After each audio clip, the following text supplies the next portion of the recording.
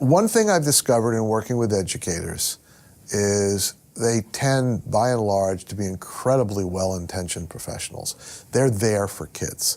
They want kids to do well, and they have no idea what's effective practice, or very little.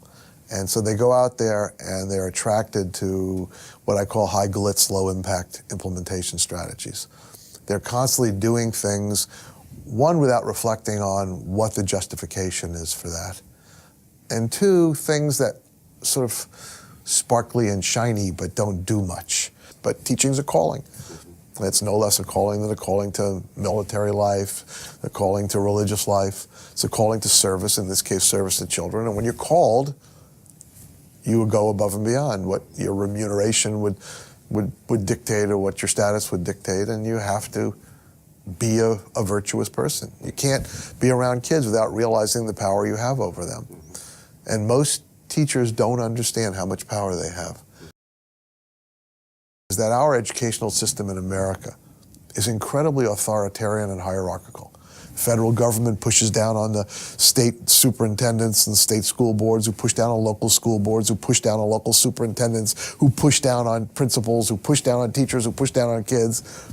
And if this were an organic process, we'd be making diamonds. We're not. We're pulverizing children and teachers, because they're all at the bottom of this pile driver.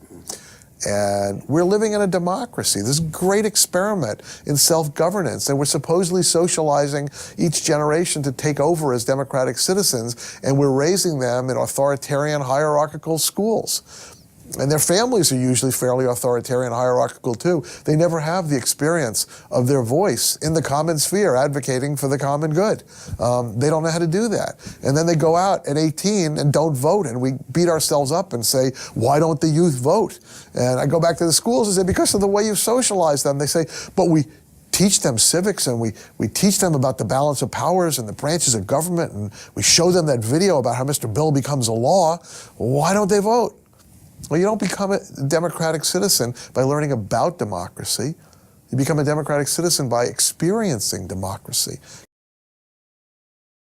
Schools have to be structured around empowering people to feel like they have autonomy, they have influence. And I think of relationships as the molecules from which you build both social, emotional, and character, and which you build healthy schools. But we have to be strategic and intentional about building relationships. It has to be built into our methods, our lesson plans, our strategies. So many people say, yeah, we want everybody to have good relationships here. And the question becomes, what are you doing to make it happen? And they look blankly at you.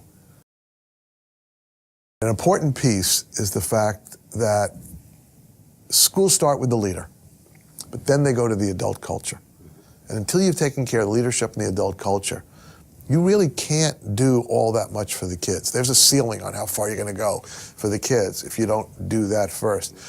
So just as the teacher is the social engineer of a classroom, the principal has to be the social engineer of the adult culture, and has to intentionally build sustained relationships amongst the adults.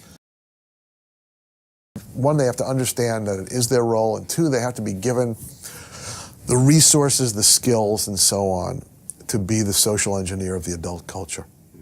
And they're not trained in that in our national leadership programs.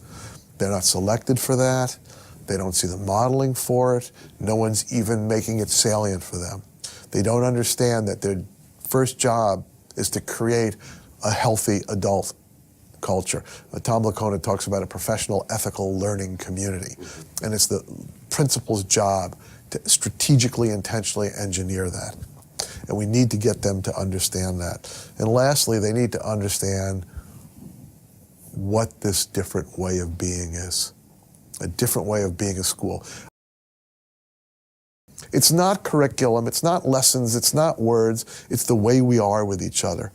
The way we, if you'll pardon my grammar, the way we be with each other. And for most educators, it's a different way of being. And they have to, school leaders need to understand they have to be the engineers that transform the way we be in schools, and the way all of us be. Without that, if they don't set it as a priority, they don't get it, they don't engineer the adult culture and really deeply understand what it looks like, which is why taking people to exemplary schools is so important, because they walk out and they go, oh my God, Now I get it. I never understood a school could be like this.